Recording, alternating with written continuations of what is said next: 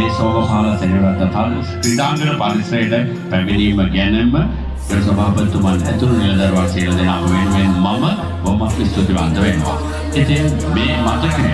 මේ සිරි ආසිරිය මේ පොසොන් රැඳී සල්වි හා එක්රාසු කරගැනීමෙන් අපි මුචි සමර්ථනයක් ඔබට ප්‍රදානය කරන ඔබගේ ආයතනය වෙත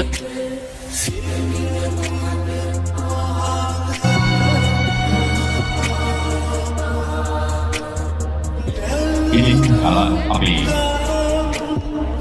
කලාප කාර්යාලයේ නියෝජනය කළ පොසොන් රැඳී සරසු අපි